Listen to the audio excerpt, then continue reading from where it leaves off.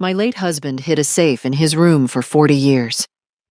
After the funeral, my children took all the inheritance. The safe is empty, they said, but I opened it anyway. Inside was an envelope. Open this, you'll learn the truth about our family. My hands trembled when I opened it and saw. Good day, dear listeners. It's Clara again. I'm glad you're here with me. Please like this video and listen to my story till the end and let me know which city you're listening from.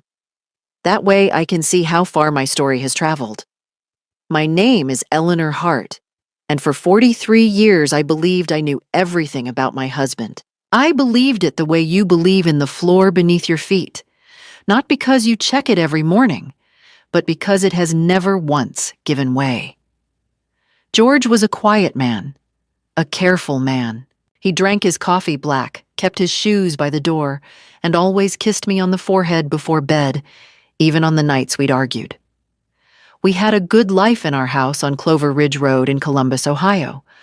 A house with a porch that creaked in just the right way and a garden I'd tended for 30 years. We weren't wealthy, but we were comfortable. George had worked as a civil engineer for the county for most of his career, and I had spent 2 decades as a school librarian before retiring. We had a routine, and in that routine I found a kind of happiness I'd never thought to question. George had 2 children from his first marriage, Diane, who was 51 when he died, and Randall, who was 48. I'd known them since they were teenagers. I had tried, in the way that stepmothers try when they know the odds are against them, to be fair, to be warm, to be present without overstepping. It had never been easy.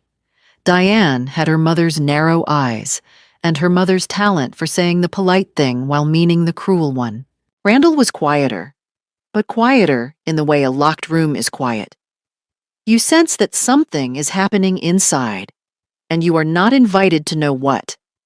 Still, for the sake of George, we managed. There were Thanksgivings, there were birthdays, there were grandchildren brought to the porch and set loose in the garden. It was not love, but it was family, and I respected the difference. What I did not know, what I would not let myself fully admit until it was too late, was that something had been shifting in that family for years. The first sign came 3 years before George died, when Diane began visiting more frequently, not warmly, purposefully. She would arrive on a Tuesday afternoon, spend 20 minutes with her father in the study with the door closed, and leave without staying for dinner. I told myself it was estate planning. George was 77. His health was not perfect, and it was reasonable that his children would want to understand what would happen when he was gone. I told myself that, and I half believed it. The second sign was the safe. George had kept a fireproof safe in the corner of the study for as long as I could remember. He'd told me early in our marriage that it held his important documents, deeds, insurance papers, his first wife's death certificate, things like that. I had never felt the need to open it. I trusted him. That was the nature of what we had. But in the last year of his life, after his diagnosis, I noticed that the safe seemed to draw Diane's attention in a way that made my stomach tight. Once coming down the hallway, I heard her ask him about the combination. George had answered, in a voice too low for me to catch. She had laughed, and the laugh was not the laugh of a daughter reassuring a father. It was lighter than that. Relieved? I said nothing. What would I have said?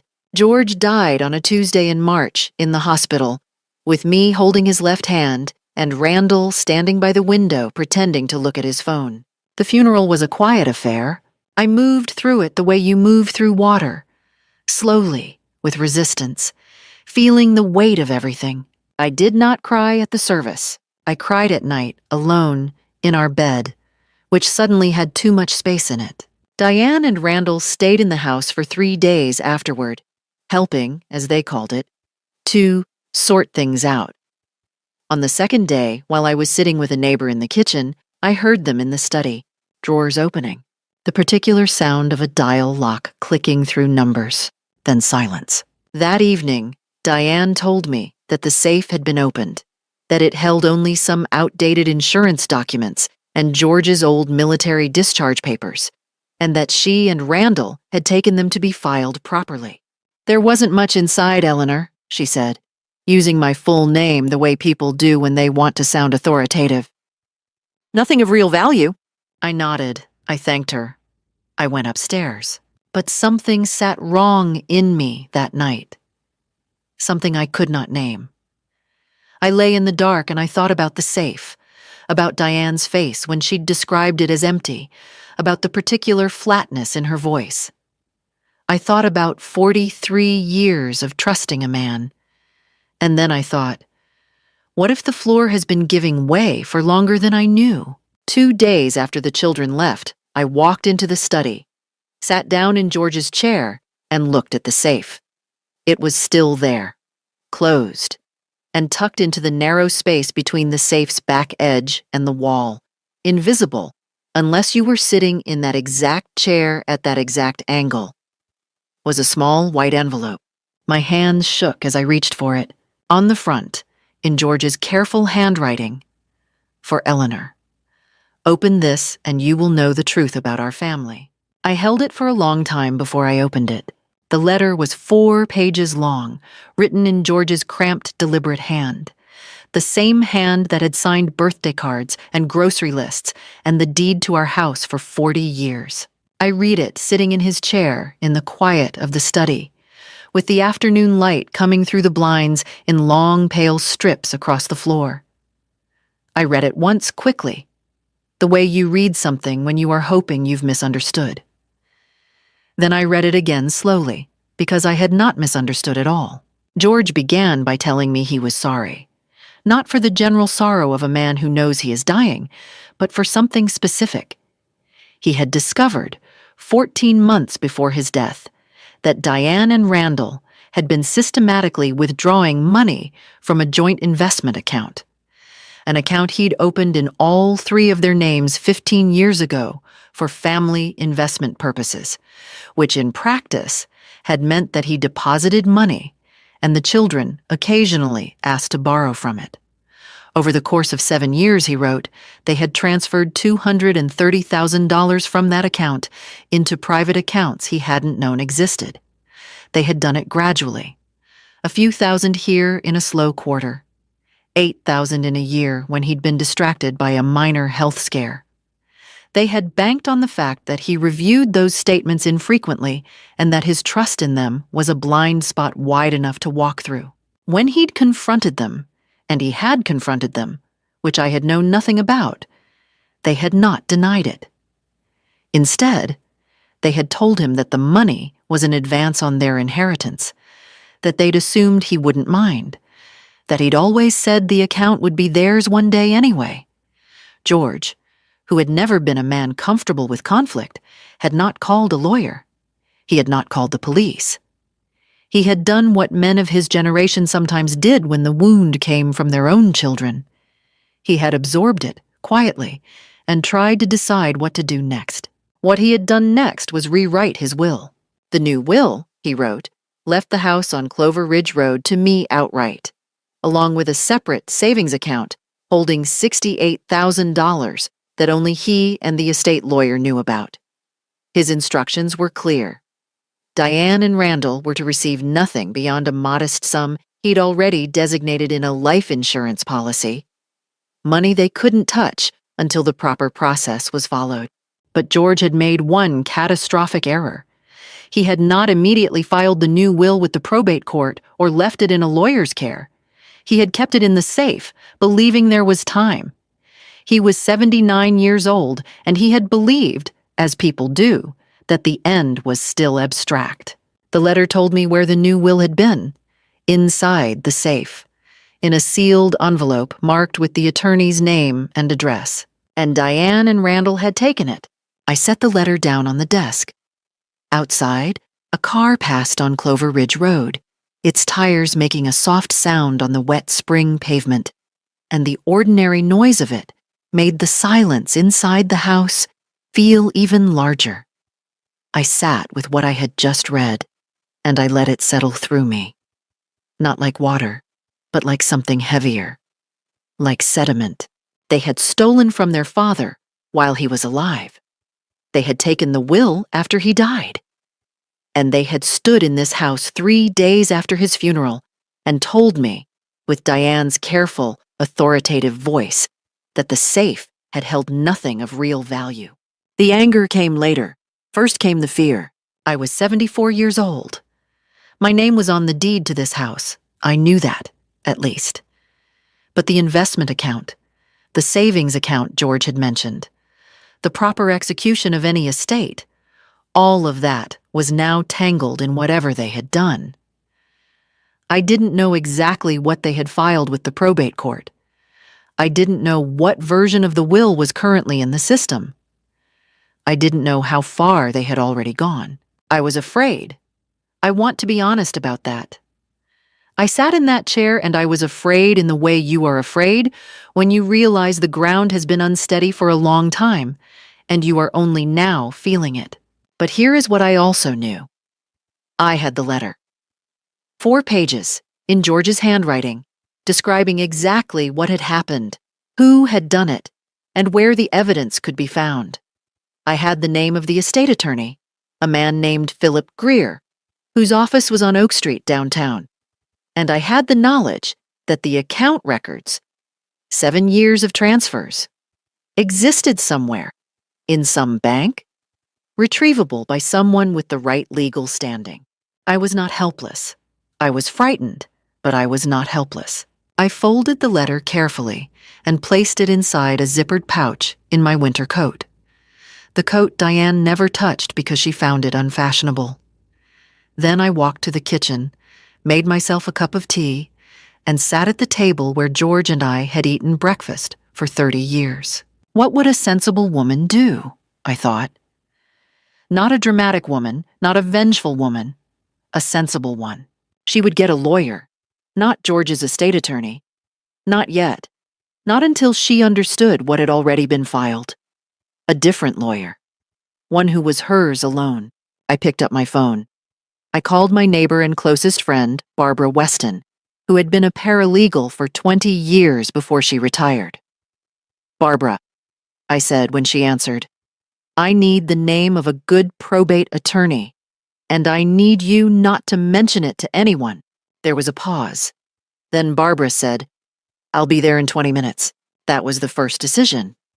And from that decision, everything else followed. Philip Greer's name was on a brass plate beside a door on Oak Street. But I didn't go to him first. Barbara arrived that evening with a notepad and the name of a woman named Catherine Marsh, a probate and estate litigation attorney who had handled a case for Barbara's cousin some years back. "She's not cheap," Barbara said, setting her bag down at my kitchen table with the comfortable efficiency of someone who knows when a situation requires practicality over sympathy. "But she's thorough, and she doesn't lose." I called Catherine Marsh's office the next morning and made an appointment for the following Thursday. In the days between, I did not sleep well, but I used the sleeplessness productively.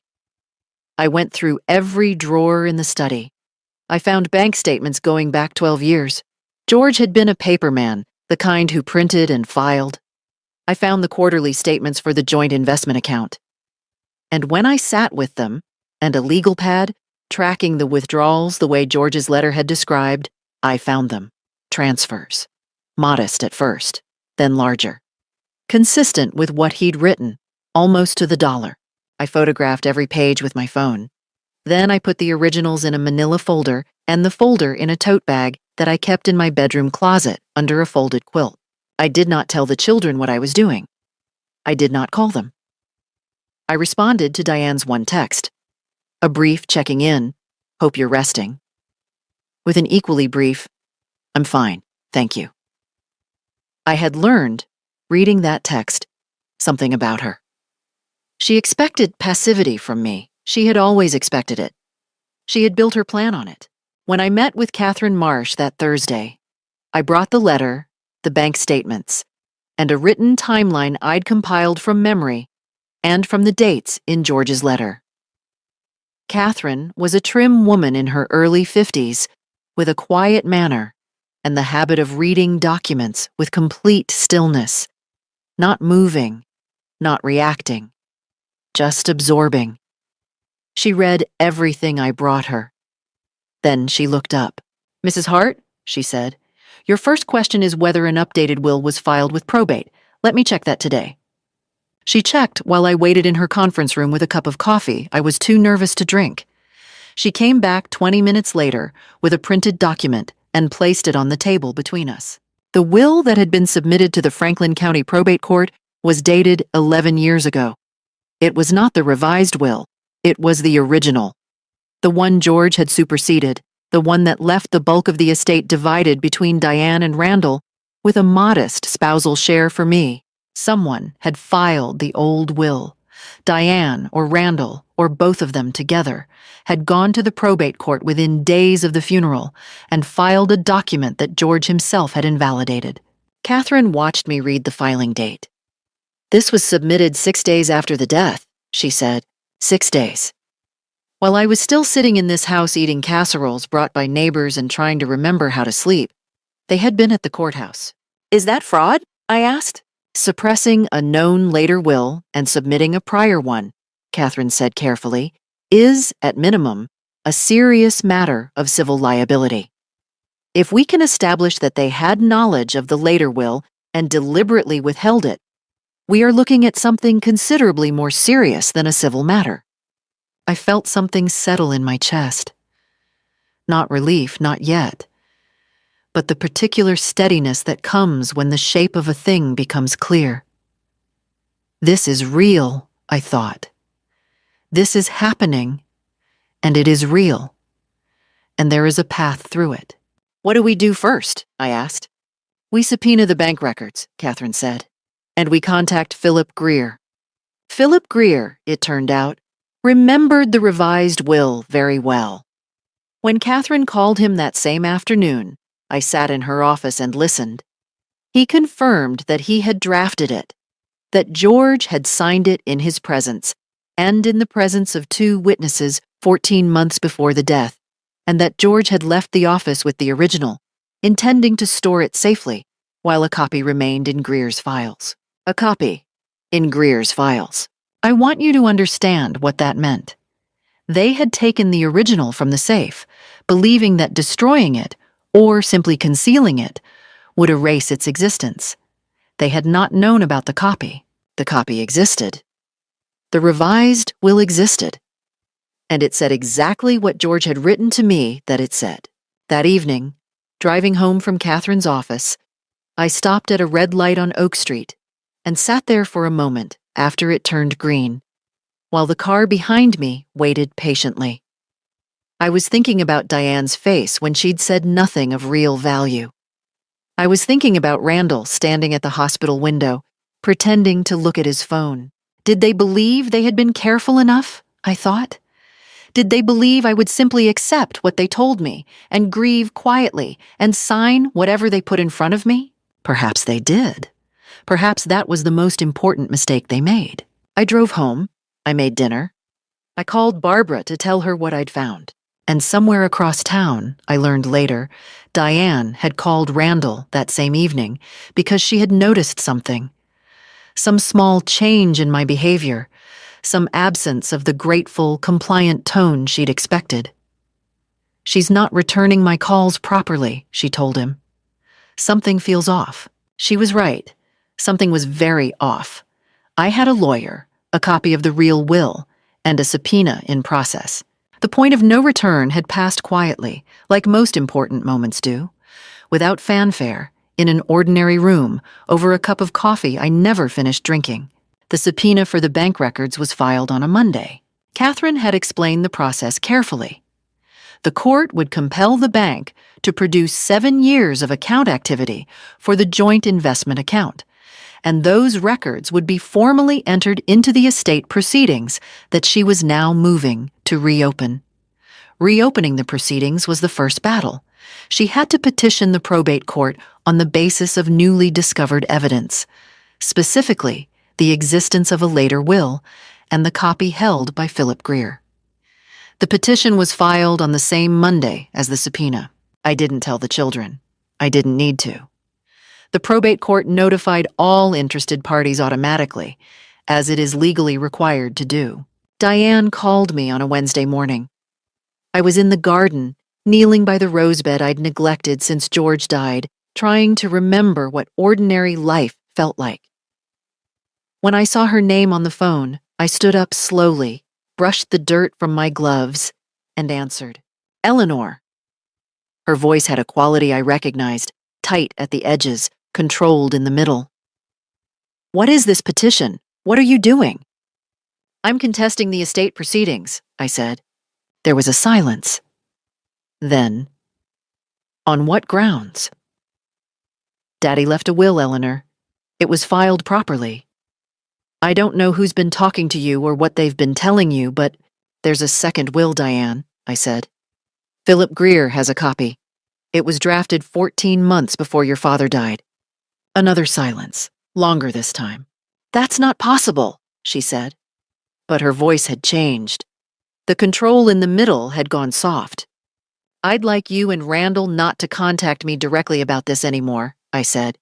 "You can speak with my attorney. Her name is Catherine Marsh." I gave the phone number. I said goodbye. I ended the call. My hands were not shaking. I noticed that with some surprise. They came to the house 2 days later, both of them, which told me they'd been planning the visit together. It was a Friday evening, and they arrived without calling, which they knew I found rude, which meant they wanted me off balance. Randall had his hands in his jacket pockets and wouldn't quite meet my eyes. Diane was in the mode I thought of privately as managing Eleanor. Composed, slightly sorrowful, treating me the way you treat someone who has made an embarrassing scene at a party.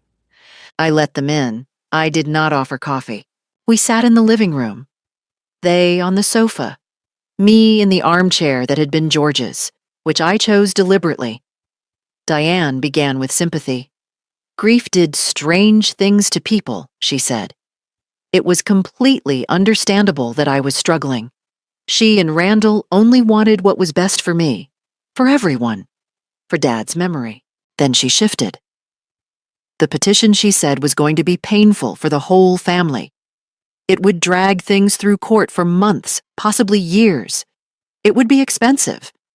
It would require me to sit through depositions, to have my marriage examined, to face questions about whether I'd had undue influence over their father in his final years. I looked at her. "Undue influence," I repeated. "It's a legal term," she said, leaning forward slightly. "It comes up in contested wills. When an elderly man changes his will late in life, the court examines whether someone around him may have—" "Diane," I said, "your father changed his will because the two of you stole $230,000 from his investment account over 7 years. He documented it. He told me in a letter. The bank records will confirm it." Randall stood up. "That is a serious accusation, and you have no—" "Sit down, Randall," I said. My voice was quiet. He sat down. Diane's composure cracked. Not completely, but enough. Her jaw tightened. "If you go forward with this," she said, "we will counterclaim. We will tie this up for years. You're 74, Eleanor. Do you really want to spend whatever time you have left?" "Yes," I said simply. "I do." They left. Not as they'd arrived. Purposeful, unified, sure of themselves. They left with something shaken in them, something they hadn't expected to find when they walked through that door. After they were gone, I sat in George's chair for a long time. The house was very quiet. I thought about what Diane had said, the depositions, the counterclaim, the years it might take. She hadn't been inventing those possibilities. They were real, and the thought of them was exhausting in a bone-deep way that I couldn't quite dismiss. I gave myself 3 days. 3 days where I didn't check my email, didn't call Catherine, didn't read anything related to the case.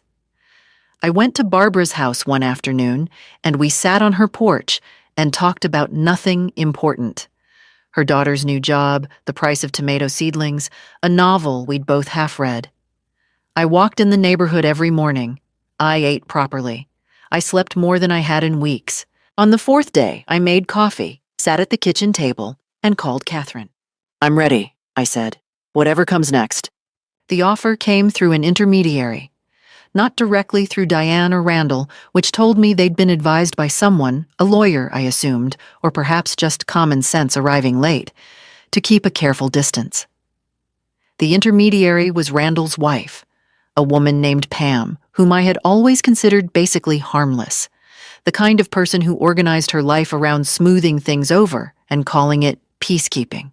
Pam called me on a Sunday morning and asked if she could come by. I said yes, because I was curious to hear what they'd decided to offer. She arrived with a small potted plant, a gesture so obviously coached it was almost touching, and sat across from me at the kitchen table.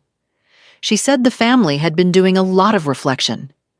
She said Diane and Randall understood that feelings had been hurt and that perhaps things could have been handled differently from the start. She said, and here she opened a small piece of paper she'd been holding folded in her hand, that they were prepared to offer me a private settlement of $45,000, no court involvement, everything handled quietly in exchange for withdrawing the petition. I poured us both more coffee while she talked. I waited until she finished. Then I said, "Pam, what did they originally take from the account?" She blinked. "I don't know the details. $230,000, I said, plus whatever my correct share of the estate would be under the revised will, which includes this house outright and a separate savings account. They are offering me $45,000 to make all of that disappear." Pam was quiet. "You seem like a decent person," I said, and I meant it without cruelty. "I think you were put in an uncomfortable position this morning, and I don't hold that against you. But please tell them no." She left with the potted plant because I didn't want it. The interesting thing about that offer was what it confirmed. They were nervous. If they had been fully confident in their legal position, if they'd truly believed the old will was airtight and the bank records were irrelevant, they would not have sent Pam with $45,000 and a small fern. Nervous people overplay or underplay, and Diane had underplayed, which meant she was more frightened than she appeared. What did they actually believe I was capable of? I wondered that often during those weeks. I suspected the answer was not much. I was a 74-year-old woman who had spent her career in a library and her adult life in a garden. I had no legal background, no history of conflict, no particular reputation for persistence. I imagine I had seemed, from their vantage point, like someone who could be managed. Informed of the outcome, perhaps made to feel briefly bad about it, and then guided gently toward acceptance. They had not accounted for what George's letter would do to me. There is a particular kind of anger that is very cold and very clean. Not the hot anger that makes you say things you regret, but the steady kind that simply reorganizes your priorities and makes you very clear about what matters. That was what I felt. I was not raging. I was certain. During this period, I found that I was not as alone as I might have feared. Barbara had been the beginning, but she was not the end. Word had traveled, carefully, selectively, the way it does in a community of women of a certain age. And I had quietly received the support of several people I hadn't expected.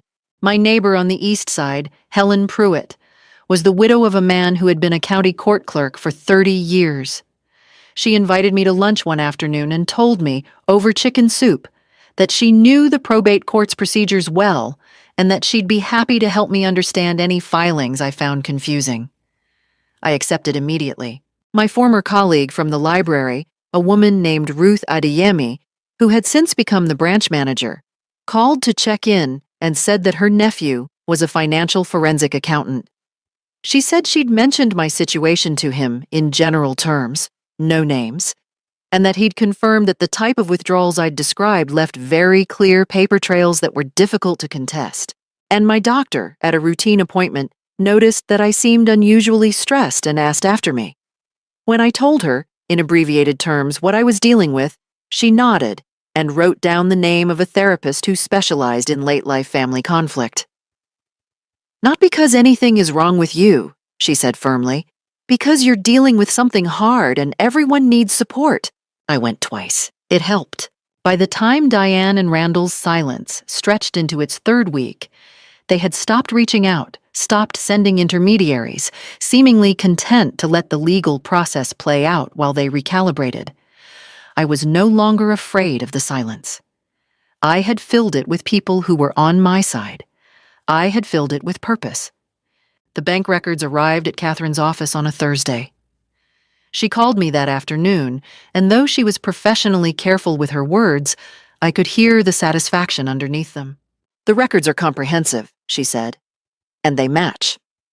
They came on a Saturday morning in early May, when the dogwood in the front yard was in full bloom, a detail I remember because it seemed wrong somehow that things could be so pretty while so much ugliness was in motion. This time they called ahead, which was new. Diane's voice on the phone was different from the last time. Softer, without the tight control. "We'd like to come and talk, Eleanor," she said. "Just talk. No lawyers, no filings. We miss you. You were part of our family for 40 years. I almost said no, but I thought, let them speak. You can learn from what people say when they think they're winning you over. I said yes. I set out coffee and the good cups. They arrived looking subdued. Randall had made an effort with his appearance. A pressed shirt, his hair combed. Diane had left her managing manner at home and come as something that approximated vulnerability. She hugged me at the door, which she hadn't done in years, and said she was sorry for how the last visit had gone. Randall nodded, earnestly, in the way that men nod when they've been coached. We sat in the living room again. The first 20 minutes were warm, almost pleasant. They asked about the garden. They mentioned a memory of George. Diane said she'd found a photograph of us all at Thanksgiving 12 years ago, and it had made her cry. I listened. I nodded. I waited. Then the turn came. It began with Randall, which surprised me. He was usually the follower. "Eleanor," he said, "we want you to think about what this case is actually doing, not just to us. To you." Diane leaned in, picking up the thread with practiced smoothness. "The process," she said, "was going to be brutal. Depositions, financial scrutiny, a judge examining the most private corners of our marriage. And for what? Dad is gone," she said, and her voice caught. Genuinely, I thought, or close enough to genuine to be indistinguishable. "He's gone, and whatever he thought he was doing with that letter, whatever state of mind he was in at the end, he was in full possession of his mind," I said. "He was an old man in declining health," she said. "Lawyers will argue that. They will call Philip Greer and they will ask him whether Dad seemed confused, whether he asked the same questions twice, whether there were any—" "Diane," I said, "stop." She stopped. "I know what you're doing," I said. I kept my voice very level. "You're trying to convince me that pursuing this case will be so painful that it isn't worth it. You're suggesting that a judge might decide your father wasn't competent when he made the new will. You're implying that I influenced him." I looked at her steadily. "You came here to frighten me, and you want me to confuse the fear with a reason to give up." Randall started to speak. I held up my hand and he stopped, which seemed to surprise him. "I'm not going to give up," I said. "I want to be very clear about that. Not because I'm angry, though I am, but because your father specifically asked me, in writing, to know the truth. He trusted me with it, and I'm not going to betray that trust to make your situation easier." Diane's softness left her face. What replaced it was the expression I'd always known was underneath. Flat, calculating, old. "You think you're going to win this," she said. "I think the evidence is very clear," I said, "and I think you know it. We will make this as difficult as possible."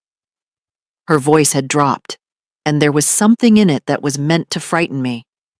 Not a threat exactly, but the promise of a threat. "Every document, every deposition, every filing. You will be exhausted before this is over." "Perhaps," I said. but I'll be on the right side of it." They left without saying goodbye. The front door closed, not slammed, which would have been undignified, but closed with a firmness that was its own kind of statement. I stood in the living room, and I felt something cold move through me. A real fear, not the managed kind. The recognition that they had meant what they said, that they had the resources to make the process long and grinding, that exhaustion was a genuine weapon in their hands. I was 74. I was not going to pretend that didn't matter. But then I thought about George's handwriting. For Eleanor. "Open this, and you will know the truth about our family." He had left me that letter because he believed I was capable of doing something with it. He had trusted me with the most important truth of his final years. He had seen something in me that his children apparently had not. The fear didn't leave, but it moved to one side and made room for something steadier. I went into the kitchen and called Catherine. "They've escalated," I told her. "Good," she said, and I could hear what she meant by it. Escalation meant they were afraid people made mistakes. The hearing was scheduled for a Tuesday in June, in a courtroom on the 3rd floor of the Franklin County Court of Common Pleas, a room with high ceilings and fluorescent light and the particular institutional smell of carpet that has absorbed decades of anxiety. Catherine had prepared me thoroughly. We'd spent 3 sessions going over what I would be asked, how I should answer, where the critical evidence would be introduced. "You will be calm," she'd said, in the way that made it a statement rather than a request. "You know this material better than they expect you to. Let that do the work." I wore the blue dress I'd bought for George's retirement dinner 12 years ago. It fit differently than it had then, but I liked what it represented. A moment when things were good, when I was standing next to him, and the future felt ordinary and long. Diane and Randall arrived with their attorney, a man named Gerald Stokes, who had a high-priced manner and the kind of confidence that comes from usually being in the stronger position. He assessed me across the courtroom with a brief professional glance and seemed to categorize me quickly. I noted that he seemed comfortable. Comfort was sometimes a liability. The morning began with procedural matters: Catherine's petition, the submission of Philip Greer's copy of the revised will, the authentication of George's handwriting by a forensic document examiner who had compared it against 12 years of signed correspondence. Stokes objected to various things in the methodical way of a lawyer who is buying time while recalibrating. Then came the bank records. Catherine presented them chronologically, walking the judge through 7 years of transfers from the joint investment account to 2 private accounts, one in Diane's name, one in Randall's, with clean, annotated charts that Ruth's nephew had helped prepare. The numbers were unambiguous. The dates were unambiguous. The accumulation of $231,412 was unambiguous. Stokes's response was that the transfers had been authorized by George, that George had been aware of them, that they represented an informal arrangement between a father and his children that was well within the norms of family financial management. The judge asked whether there was any written documentation of this authorization. There was not. The judge asked whether there were any communications, emails, letters, text messages, in which George expressed awareness of and consent to the transfers. There were not. Then Catherine called Diane to the stand. I watched Diane walk to the witness stand, and I thought, she is very good at this. She is composed and credible-looking, and she has done this in her head many times, and for the first several minutes of questioning, she was. She answered calmly. She said her father had been aware of the transfers. She said he had told her, verbally, on multiple occasions, that he considered the money an early distribution of her portion of the estate. She said she had documentation. "What documentation?" Catherine asked. Diane referenced 3 emails. Catherine produced the emails. She asked Diane to read the relevant portion of the first one aloud. Diane read it. It was from 7 years ago, a brief exchange about a family vacation, in which George had written, "Happy to help with the trip costs, we'll sort out the details later." There was no mention of the investment account.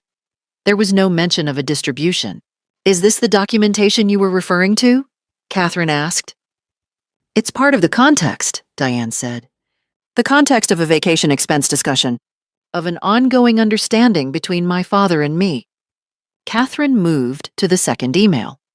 Similar pattern, a reference to George expressing general goodwill and flexibility with finances. Nothing approaching a specific authorization of structured transfers totaling $231,000. By the third email, Diane's composure had developed a hairline fracture. She was answering more slowly, choosing words with more care, which paradoxically made her sound less certain. Then Catherine asked, "Ms. Hargrove, when did you first learn of the existence of the revised will drafted by Philip Greer?" A pause. "I don't recall exactly. Did your father ever tell you he had revised his will?" "He may have mentioned." "Did he tell you, specifically, that he had signed a new will in Philip Greer's office 14 months before his death?" Another pause. "I don't recall a specific conversation. Mr. Greer's records indicate that you called his office 2 weeks after your father's initial consultation about the revised will. Would you like to explain the nature of that call?" The fracture widened. "I may have called about... I was helping Dad with various administrative matters at the time. The call lasted 11 minutes. Mr. Greer's assistant noted that you asked specifically whether a new will had been signed and when." Diane said nothing. For the first time in the 40 years I had known her, she had nothing to say. Randall, called afterward, contradicted Diane on 2 material points: the timeline of when they'd learned about the revised will, and the nature of a conversation he'd allegedly had with George about the investment account. He did not do it obviously or dramatically. He did it in the ordinary way that happens when 2 people have coordinated a story but are interrogated separately and find that memory and nerves introduce small divergences that, in a courtroom, are not small at all. I sat beside Catherine, and I watched it happen. I watched the judge's face, which was careful and neutral in the professional way of judges, but whose attention had shifted and sharpened in a way that told me something. This is the truth, I thought. Whatever happens next, the truth has been in this room today. When I was called to give my own account, I was calm.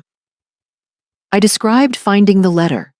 I described George's handwriting, his careful precision with facts, his characteristic way of noting dates.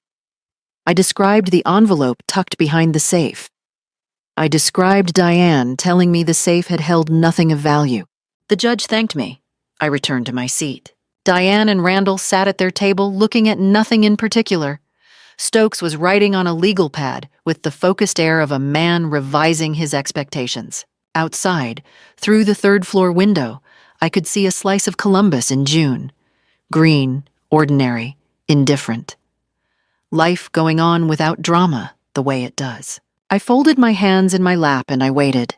The judge's written ruling arrived 3 weeks later.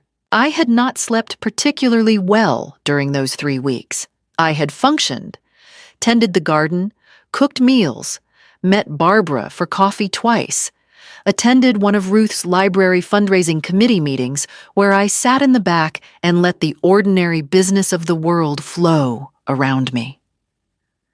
But beneath the surface rhythm of days was a steady undercurrent of waiting that I could not quiet. Catherine had told me she was confident.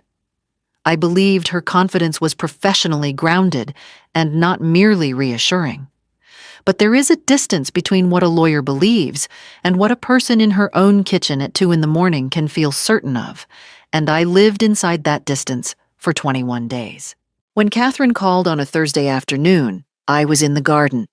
I came inside, sat at the kitchen table, and listened. The court found that the revised will executed by George Edward Hart on September 14th, 14 months prior to his death, was valid in all respects. The testator had been of sound mind at the time of execution. a finding supported by Philip Greer's testimony, the witness statements from two individuals present at the signing, and the complete absence of any credible medical evidence suggesting diminished capacity.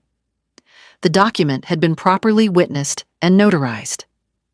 The copy held by Philip Greer was legally sufficient to establish the will's existence and contents, and its authenticity had been confirmed by the forensic handwriting examination entered into evidence. The court further found that the submission of the prior will to probate, given the documented evidence that both Diane Hargrove and Randall Hart had been aware of the existence of a later will, as established by the phone call to Greer's office, the timing of the probate filing, and the material inconsistencies in their testimony, constituted fraudulent concealment. The court's language on this point was unambiguous in a way I had not expected. Judge Owens did not soften it with qualifications. She called it what it was. The original estate proceedings were vacated. The estate of George Edward Hart would be re-administered under the terms of the September 14th will. Under those terms, the house on Clover Ridge Road was mine, outright and without encumbrance. The savings account George had designated, $68,000 that Diane and Randall had not known existed, held in a separate institution under the estate, was mine.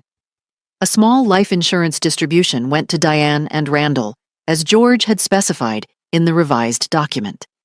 It was considerably less than they had received under the fraudulently filed prior will. The court ordered the return of those funds. And then there was the matter of the investment account. The court referred the financial records to the Franklin County Prosecutor's Office for review of potential criminal liability. Catherine explained this carefully. It did not mean charges had been automatically filed, only that the matter was now in the hands of people whose specific job it was to determine whether what Diane and Randall had done crossed from civil fraud into criminal territory. Given the amounts, given the 7-year pattern, given the documented concealment of the will, she believed the referral was more than procedural. What does this mean for them practically? I asked. It means they will each need criminal defense attorneys, Catherine said, in addition to whatever they have already spent on Gerald Stokes, and separately from the civil claim for the $231,000, which we will be filing within the month. I sat with that for a moment. Outside the kitchen window, the garden was very green in the late afternoon light. The roses I had neglected in the weeks after George's death and slowly brought back through the spring were in bloom along the back fence. Ordinary, sturdy, returning because that is what roses do when someone tends them. Are you all right? Catherine asked. Yes, I said. And I was not in a triumphant way. Not in the way I'd imagined when I was still afraid and picturing what winning might feel like. I was all right in a quieter way. The way you feel when something that has been wrong for a long time is finally corrected, and the correction does not bring the person back, and you did not expect it to, but it honors them. It gives their truth a place to stand. The civil claim was filed the following month. Diane and Randall contested it, because of course they did. They had no realistic alternative at that point, and people who have committed themselves to a position rarely abandon it cleanly, even when the ground beneath it has entirely gone. But the bank records were the bank records, and their defense had been substantially hollowed out by their own contradictory testimony. 18 months after Catherine's initial petition, they agreed to a settlement. $218,000 returned to the estate, the shortfall explained by what their respective legal teams had cost them, which was itself a form of justice I had not anticipated, but did not mourn. Stokes, I imagined, had billed extensively and without apology. Diane sent me one communication after the settlement was finalized. A single text message that read, "I hope you're satisfied." I read it once, set the phone face down on the kitchen counter, and went outside to water the roses. I did not respond. There was nothing to say.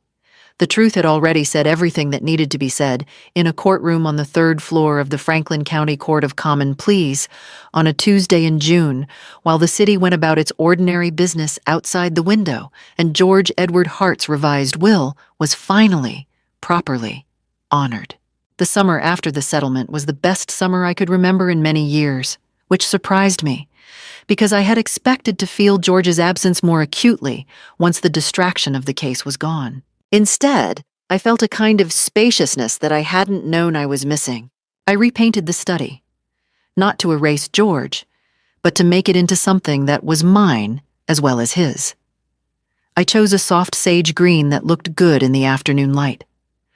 I moved his desk to face the window instead of the wall, which is where I'd always thought it should be. I kept his books on the shelves and added my own. I used a portion of the recovered money to do something I had mentioned to George more than once and never acted on. I traveled. Barbara and I went to New England in the fall, renting a small cottage in Vermont for 2 weeks. We drove along roads lined with maple trees that had turned improbable colors, and we ate dinner at places that had no dress code, and we talked for hours in the evenings, the way you can when you are old and have survived enough to have something to say. I took a train to see a college friend in Philadelphia. I flew, for the first time in 11 years, to visit my nephew and his family in Oregon. I also, quietly, established a small fund at the Columbus Public Library. Not large, but meaningful, in George's name, to support literacy programs for adults. Ruth helped me set it up. There was a small plaque. I don't know if George would have wanted a plaque, but I thought he deserved one. I was not without sorrow. There were mornings when the house was very quiet, and his absence was a specific weight in the room. There were moments, a piece of music, a particular quality of evening light, the smell of coffee on a cold morning. When grief arrived without warning and was as sharp as it had ever been. I did not expect the happiness to cancel the grief. I had learned by then that they can coexist, and that coexistence is not the same as contradiction. Diane and Randall's situations, I learned from various sources over the following years, had deteriorated in ways that were the direct result of their own choices.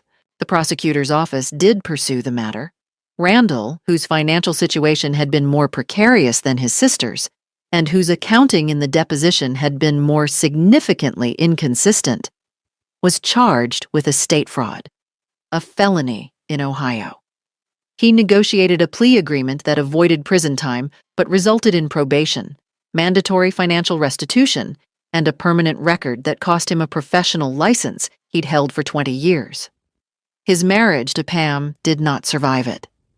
He moved to a smaller apartment on the east side of Columbus and, as far as I knew, was working in a position considerably below what he'd previously held.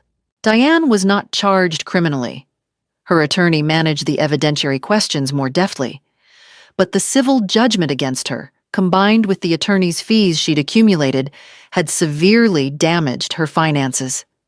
Her second marriage, which had been to a man with considerable money of his own, ended in the year following the settlement, for reasons I couldn't know but could speculate about. She remained in Columbus, in a house that was considerably smaller than the one she'd lived in before. I did not take satisfaction in their difficulties in any active way. I want to be clear about that. I did not follow their situations eagerly or feel pleasure when I heard bad news. They were the children of the man I had loved for 43 years, and that fact was not nothing. But I also did not pretend that their circumstances were unrelated to their choices. They had built something on a lie, built it carefully, over years, with deliberate effort. And when the lie was removed, what they had built came down. That was not punishment. That was the natural weight of consequence. The house on Clover Ridge Road was beautiful in the spring. The roses I'd tended for 30 years came back, as they always did, and the porch creaked in the right way. And on good mornings, I would sit out there with coffee and watch the neighborhood begin its day and feel something I could only describe as earned peace. Is it possible to grieve someone and also feel grateful for what they left you? I think it is. George left me the letter. He left me the truth. He left me, in his careful and indirect and flawed way, the means of protecting what we had built together. And I had honored that. That was enough. That was more than enough. George kept a secret from me for 43 years. Not to deceive me, but because he was a man who struggled with confrontation and who hoped, until he couldn't anymore, that things would resolve themselves. In the end, he found his way to trust me with the truth. What I learned is this: peace is not the same as passivity. Trusting your instincts, that tight feeling in your stomach when something is wrong, is not paranoia. And it is never too late, at any age, to stand up for what is right, and to refuse to let people who underestimate you define what you are capable of. What would you have done with that letter? I often wonder if I would have been brave enough, 10 years younger, 5 years younger. I'd like to think the answer would always have been yes. I hope you'd say the same. If this story moved you, I'd love to know. Leave a comment below and tell me what you would have done in my place. And if you want to hear more stories like this one, please subscribe. Thank you so much for spending this time with Eleanor Hart.